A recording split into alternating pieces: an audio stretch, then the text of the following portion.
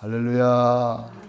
예수님은 그리스도는 십자가에서 다 이루신 주님이 부활하셔서 지금 성령으로 우리 안에 우리와 함께 하시면서 오늘 우리에게 말씀하시는 줄로 믿습니다.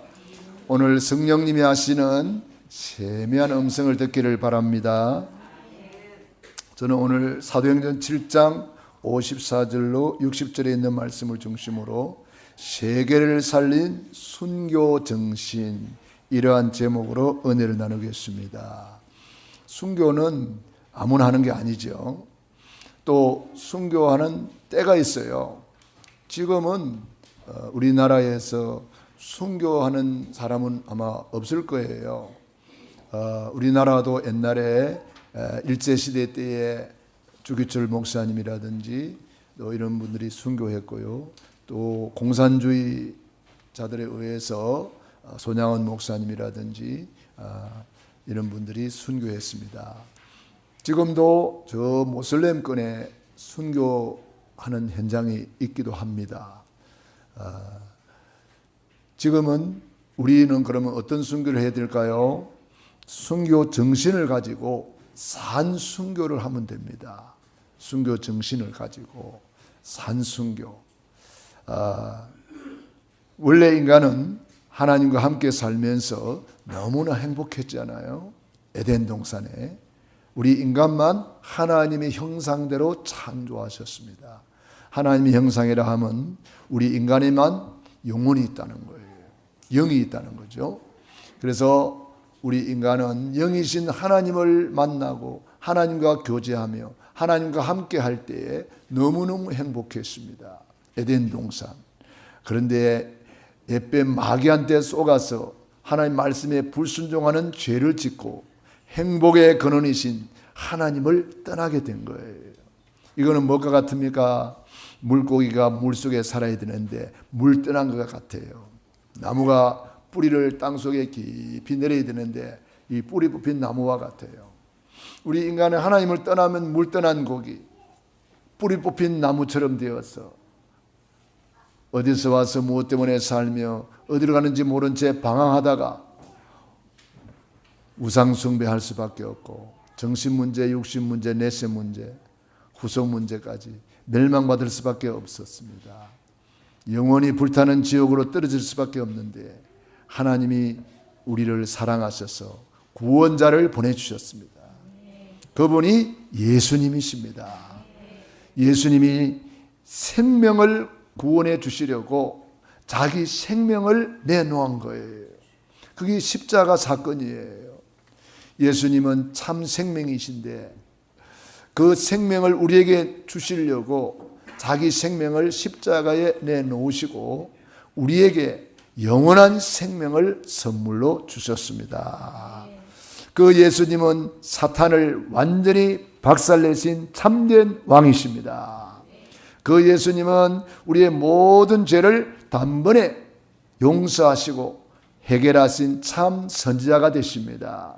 그 예수님은 하나님 만나는 유일한 길이 되어 주셨습니다. 그 증거로 죽은 지 사흘 만에 주님은 부활하신 거죠. 부활하신 주님을 우리 마음에 모시고 우리는 영접하는 자, 곧 그 이름을 믿는 자들에게는 하나님의 자녀가 되는 권세를 주셨습니다. 그래서 예수님을 내 안에 모시고 있는 사람은 하나님의 자녀로 신분, 권세, 축복을 누리다가 우리는 영원한 천국에 이르게 되겠습니다. 그런데 이 생명을 받아놓고도 이걸 내가 누리지 못하면, 언약을 잊어버리면 나도 모르게 염려, 걱정에 사로잡힙니다. 나도 모르게 그만 두려움에 잡힙니다. 그러다 보니까 틀린 판단을 하게 되고 틀린 행동을 하게 돼요. 그래서 계속 악순환이 계속되는 거예요. 그래서 우리는 언약을 굳게 잡아야 되겠습니다. 베드로전서 5장 7절 8절에 너희 염려를 다 주께 맡겨버리라. 염려하면은 사탄이 우는 사자와 같이 두루다니며 삼킬자를 찾아온대요. 염려를 타고 들어와요. 왜? 염려는 불신앙이거든요. 가룟 유다가 그 마음속에 예수 팔려는 생각을 마귀가 넣었다 그랬어요. 그러니까 가룟 유다가 그냥 예수 팔아먹은 게 아니고 그 마음속에 사탄 마귀가 예수 팔려는 생각을 넣었다 그랬어요. 사탄 마귀가 엉뚱한 생각, 불신앙의 생각, 잘못된 생각을 갖다 줄 때에 내 안에 언약이 있는 사람은 예수 이름으로 물러가라 이렇게 물리치지요. 그런데 이게 내 안에 언약이 각인뿌리 체질이 안 돼 있으면은 그만 쏙는 거예요. 그래서 예수님을 팔아먹고 결국은 자기도 자살하는 그런 안타까운 사건이 생겼잖아요. 우리는 요업을 통해서도 볼 수가 있습니다. 요업이 그렇게 믿음의 사람이잖아요. 그런데 요업에게 한 가지 약점이 있었어요. 늘 염려 근심이 많았어요. 아유, 우리 자녀들 저 잘못되면 어떡하지?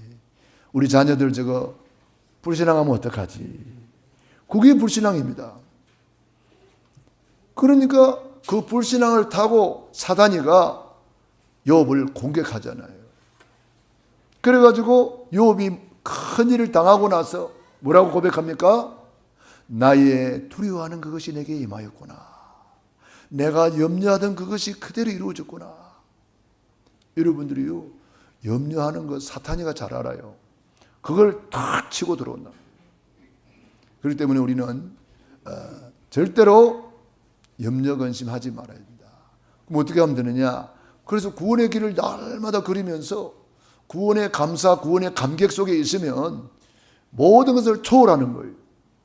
모든 것을 뛰어넘어 버리는 거예요. 이 구원의 감사, 감격을 놓치는 날 그만 현실이 보이고 사람이 보이고 문제가 보이고 나도 모르게 그만 눈에 안 보이는 흑암한 데 잡혀버리는 거예요.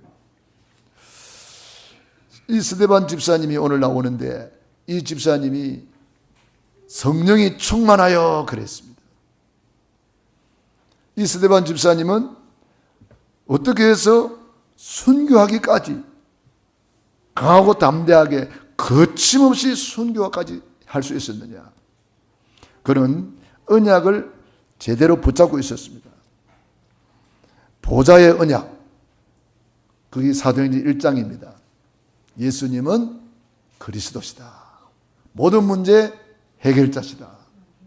예수님은 십자가에서 다 이루었다. 예수님은 죽은 지 사흘 만에 부활하셨다. 예수님은 지금 성령으로 역사하시고 세계복음화 이루시고 재림주로 다시 오실 것이다. 이 5가지 언약을 굳게 붙잡은 사람이 스데반이에요. 이거 언약 붙잡고 마가의 다락방에 올라가서 마음을 같이하여 오로지 기도할 때에 5가지 응답을 받았잖아요. 성령 충만의 문이 열리고 말씀이 성취되고 3천 제자가 일어나고 복음 경제, 빛의 경제가 회복이 되고 날마다 주께서 구원받는 사람을 더하게 하시니라. 사도행전 2장에 응답을 체험했어요. 사도행전 3장에 보좌의 치유를 경험했습니다. 제9시 기도 시간에 보좌의 축복을 받아서 성전 미문의 안전뱅이가 벌떡 일어난 거예요. 보좌의 유일성의 응답을 알고 있습니다. 다른 일로서는 구원 얻을 수 없나니 천하 인간에게 구원 얻을 만한 다른 이름이 없다. 보좌의 축복을 날마다 누렸습니다. 사도행전 5장 42절 날마다 성전에 있든지 집에 있든지 예수님은 그리스도라 가르치기와 전도하기를 거치지 아니하니라. 거침없이 그리스도를 선포하였어요.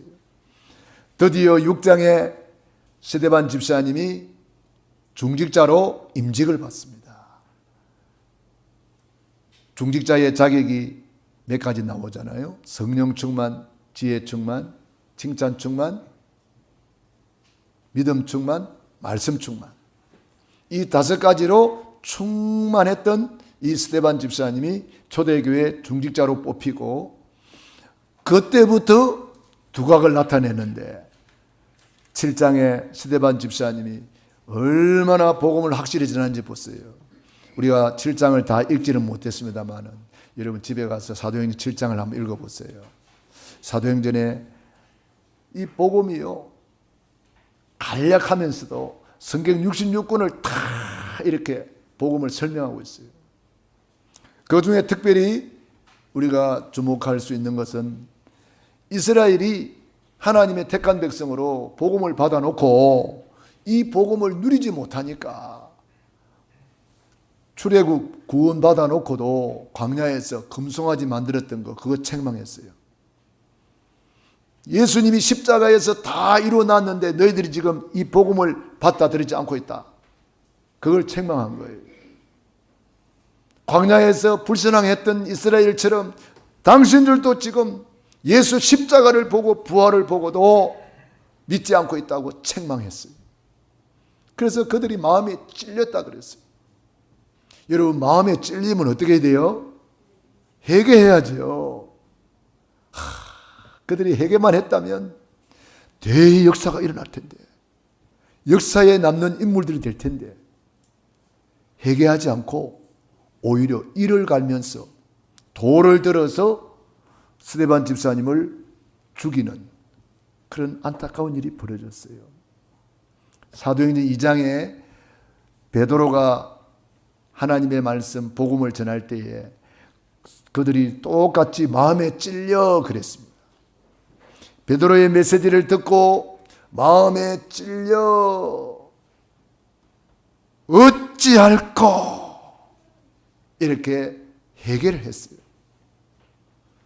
그때 베드로가 너희가 예수 그리스도로 회개하고 세례를 받으라. 제사함을 받으라. 그러면 성령을 선물로 받으리라.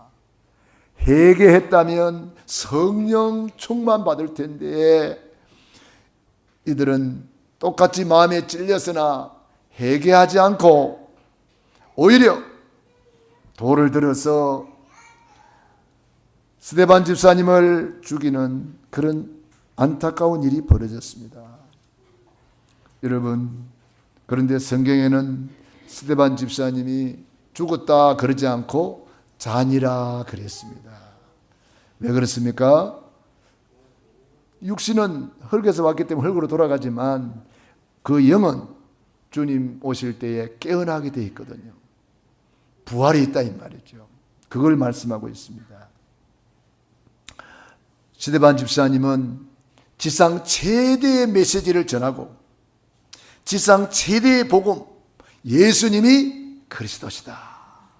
이 구원의 길을 선포하고 당당하게 거침없이 순교의 반열에 올라갔습니다. 복음을 깨닫지 못하는 사람들은요, 결국은 이렇게 불신앙에 빠져버립니다. 이스라엘 백성들이 구원받아 놓고도 계속 원망하고 불신앙하듯이 우리도 이렇게 될 가능성이 있다는 거예요. 지금 스데반 집사님이 그걸 지적한 거예요. 스데반 집사님이 지상 최대의 복음을 전했지만 그들이 받아들이지 않았습니다. 그런데요, 그것으로 끝난 게 아닙니다. 순교 이후에 천하의 핍박자 사울이 회개하고 돌아왔고요. 세계 복음화에 안디옥 교회가 세워졌어. 그 안디옥 교회에서 선교사를 보내가지고 우리까지 이렇게 복음을 받게 된 거예요. 할렐루야. 한 사람의 순교는 교회의 씨앗이 돼요. 순교자의 피는 교회의 씨앗이 되었어. 많은 교회로 확산이 되는 거예요. 중국이 엄청난 핍박을 받았는데 교회가 다 없어진 줄 알았는데 10년 후에 보니까 가정교회, 지하교회가 중국 전역으로 퍼져가지고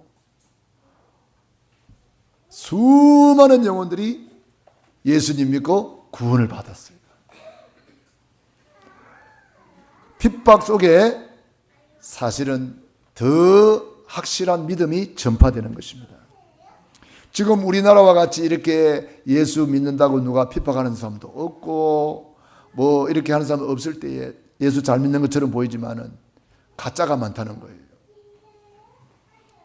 예수 잘 믿는 것처럼 보이지만은 과연 핍박이 올 때에 나는 믿음을 지킬 수 있을까? 사실 아무도 장담 못할 거예요.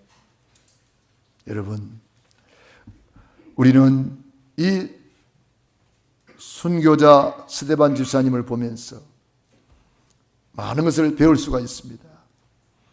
지상 최대의 복음을 전했고, 두 번째로 흑암의 세력을 완전히 꺾어버렸어요.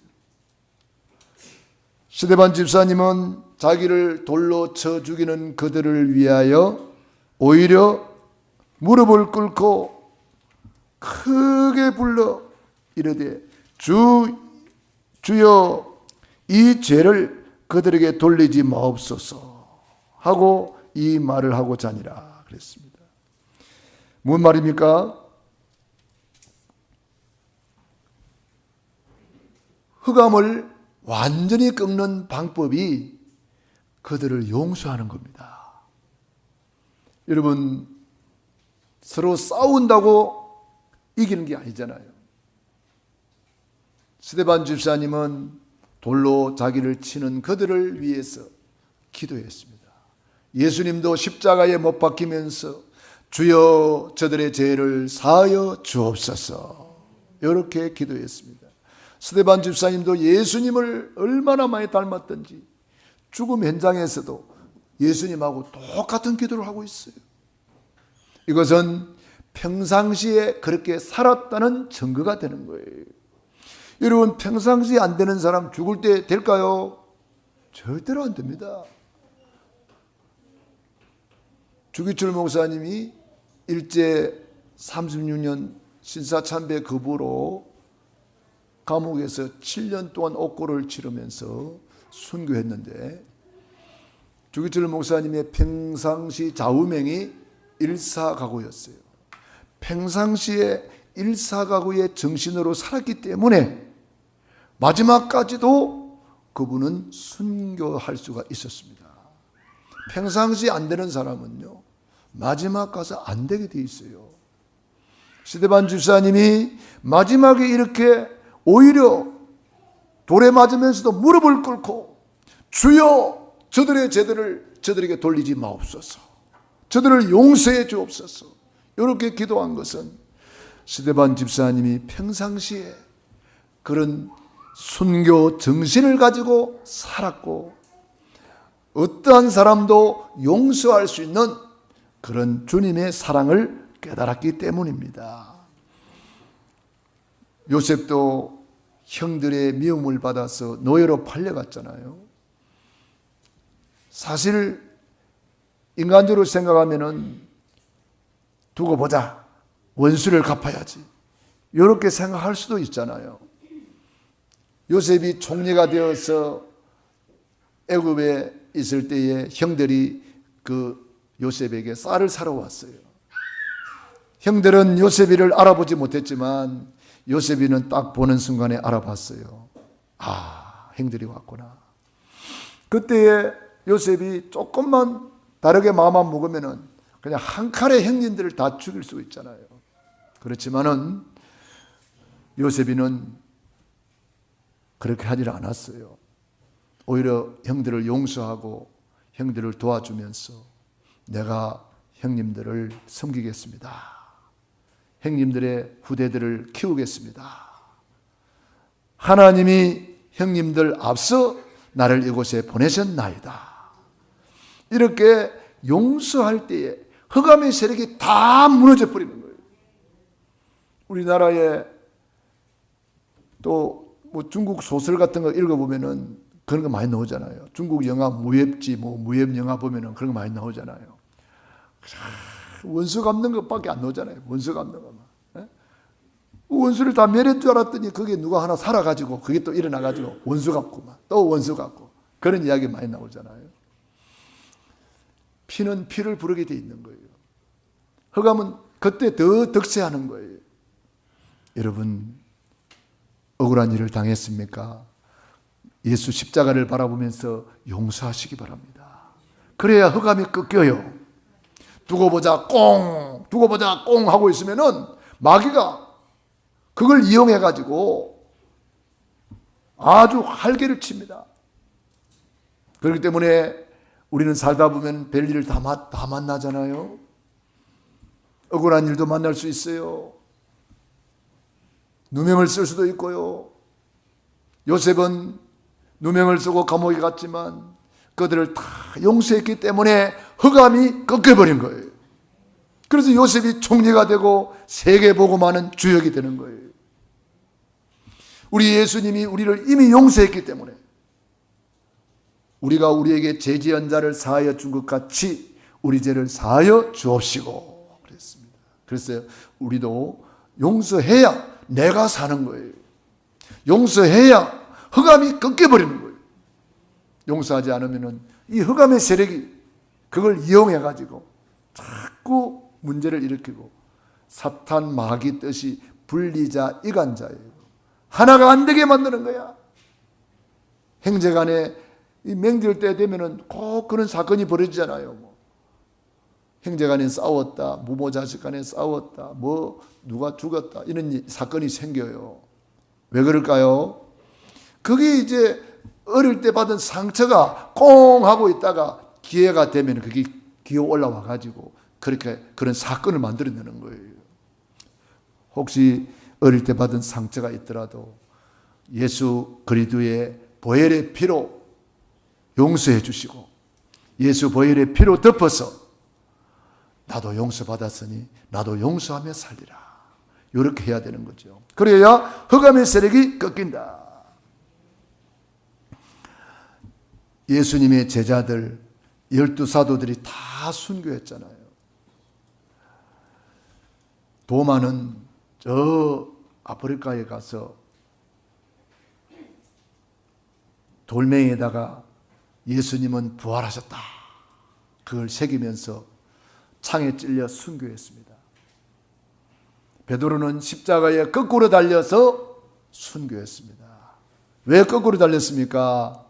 예수님이 십자가에 바로 못 박혔는데 나는 예수님을 부인한 죄인이기 때문에 예수님하고 똑같이 달릴 것이 아니라 차라리 나를 거꾸로 달아주시오. 이렇게 거침없이 순교했습니다. 얼마나 멋지고 얼마나 위대합니까? 베드로가 누굽니까? 예수님 부인하고 도망간 사람이에요. 그런데 어떻게 달라졌을까요? 복음으로 각인되고 뿌리 내리고 체질되면 거침없이 순교의 자리까지도 갈 수가 있는 거예요. 내 힘으로 하는 게 아니에요. 복음이 내 안에 각인 뿌리 체질되면 그게 가능한 거예요. 이들은 반드시 이길 영적 배경을 가지고 있었어요. 우리가 예수님을 믿는 순간에 하나님의 자녀가 되는 권세를 받았다 그랬거든요. 하나님의 자녀의 권세를 받았기 때문에 우리는 영적 배경을 가진 사람이에요. 그러므로 우리는 이 주님이 하늘과 땅의 권세로 세상 끝날까지 항상 함께 하거든요. 스데반 집사님이 이걸 본 거예요. 보라, 하늘 문이 열리고 예수님이 보좌 우편에 서신 것을 보노라. 이렇게 영안이 열려서 보니까 예수님이 보통 보좌에 앉아 계시는데 서서 스데반 집사님에게 힘을 주는 거예요. 이 정도 되면은 우리도 순교하지 않을까요? 할렐루야. 보좌에 앉으신 주님이 벌떡 일어서가지고 힘내라, 힘내라. 여러분, 스데반 집사님이 이미 일사각오의 신앙을 가지고 나는 순교의 제물이 되겠다. 그 이름이 스데반이거든요. 스데파노스가 뭐냐? 스데반 뜻이 멸류관이라는 뜻이 있어요. 그러니까 이름부터가 벌써 멸류관의 주인공으로 순교할 수밖에 없도록 이미 언약을 딱 가지고 있는 거예요. 그 부모님이 이름을 지어줄 때에 너는 멸류관의 주인공이 될 것이다. 멸류관은 순교자가 받는 최고의 상급이잖아요. 그러니까 이름 그대로 어릴 때부터 마음에다가 새겼겠죠. 나는 멸류관의 주인공이 될 것이다. 그리고 신분 권세 축복을 그는 누리면서 살았단 말이에요. 그 결과 순교 현장에 우리 주님이 서서 스데반 집사님을 응원하고 있는 거예요. 우리 축구 게임이나 이런 거 보면은 우리 한국이 골을 넣을 때 어때요? 모든 우리 한국 사람들이 일어나서 막 응원하잖아요. 막 이름을 부르면서 대한민국 하면서 막 응원하잖아요. 우리 한국이 골을 넣을 때 일본 관중들은 어때요? 가만히 앉아서 지죽은 듯 고요합니다. 한국은 막 난리 납니다. 앉아있는 사람 아무도 없어요. 전부 다 일어나가지고 막 대한민국이라고 이렇게 외치는 이유는 그만큼 이 힘을 주고 있는 거예요. 그러니까 힘을 얻어가지고 우리나라 선수들이 막 골을 넣는단 말이에요. 우리 하나님이 우리를 이렇게 힘을 주시는 하나님. 다윗은 고백했습니다. 나의 힘이 되신 여호와여, 내가 주를 사랑하나이다. 우리는 이 영적인 배경, 신분, 권세, 축복을 하나님의 나라로 누리시기 바랍니다. 네 번째로 이 스데반 집사님은 결론을 알고 있었고 결과를 알고 있었습니다. 내가 이런 잘못된 일을 하면은 무시무시한 결과가 온다, 결론이 온다는 것을 알면은 그런 잘못을 저지르지 않죠.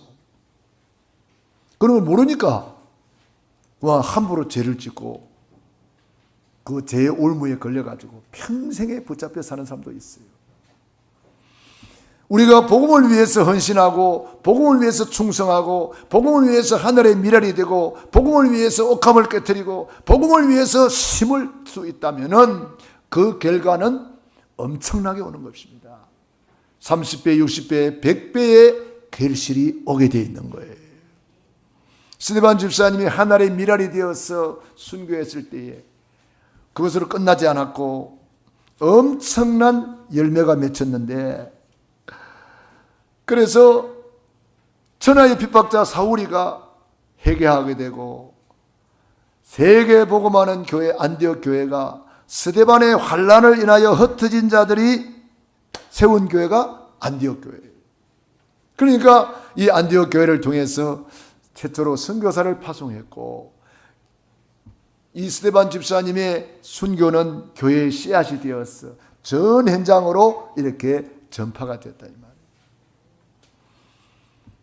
여러분, 오늘 씨를 심어야 내일 거둘 것이 있는 거예요. 아무리 문전옥답이 있어도 씨를 심지 않으면 거둘 것이 없는 것입니다. 하나님은 우리에게 심을 수 있는 절호의 기회를 주셨어요. 심을 수 있는 문전옥답을 우리에게 주신 거예요. 육신에 있을 동안에 내 영혼의 때를 위하여 심을 수 있는 절호의 기회가 되겠습니다. 눈물을 흘리며 씨를 뿌리는 자는 정녕 기쁨의 단을 거두리로다. 여러분, 위기 때에 언약을 잡았습니까? 위기 때에 언약 잡은 사람은 천년의 응답을 받았어요. 이사야 60장 22절에 그 작은 자가 천을 이루겠고 그 약한 자가 강국을 이룰 것이라. 때가 되면 나 여호와가 속히 이루리라. 여러분, 어렵고 힘들 때 언약을 잡고 결단하고 기도의 씨앗을 심어보세요. 응답의 열매를 거둘 것입니다. 어렵고 힘들 때일수록 전도의 씨를 뿌려보세요. 전도 열매를 거두게 될 것입니다. 여러분들은 심을 수 있는 절호의 기회를 맞이했습니다. 사실 우리는 에베소 2장 1절 이하에 보면은 너희 허물과 죄로 죽었던 너희 그랬어요. 우리는 이미 죄의 싹은 사망이기 때문에 죽은 자였어요. 그런데 예수님이 새 생명으로 우리를 살려주신 거예요. 이제 내가 산 것은 내가 아니요 오직 내 안에 그리스도께서 사신 것이라. 이제는 덤으로 사는 거예요. 덤으로 사는 거예요. 예수님으로 우리는 덤으로 사는 인생이에요. 얼마나 감사해요. 그래서 항상 기뻐할 수 있고 쉬지 말고 기도할 수 있고 범사에 감사할 수 있는 거예요. 저와 여러분들은 이 육신의 때를 내 영혼의 때를 위하여 철저히 기회를 주신 거예요. 육신이 있을 동안에만 구원받을 수 있고 육신이 있을 동안에 상급받을 수 있고 육신이 있을 동안에 면류관 받을 수 있고 육신이 있을 동안에 칭찬받을 수 있고 육신이 있을 동안에만 기도할 수 있고 육신이 있을 동안에만 전도할 수 있고 육신이 있을 동안에만 헌신할 수가 있어요. 이 육신의 때에 심은 자만이 영혼의 때에 가서 거두게 되는 것입니다. 그러므로 내 육신의 때를 허랑방탕하지 마세요. 청년의 때에 창조주를 기억해라 그랬잖아요. 이 육신을 가지고 육신을 위해서만 허랑방탕하다가 누가복음 16장에 눈 감았다 떴더니 지옥 불 속에 와 있는 거예요. 영혼이 있는 줄도 모르고 육신을 위해서 먹고 마시고 세상에 취해 살다가 눈 감았다 뜨니까 지옥 불 속에 와 있는 거예요. 물 한 방울이 없는 그곳에서 목이 탔어.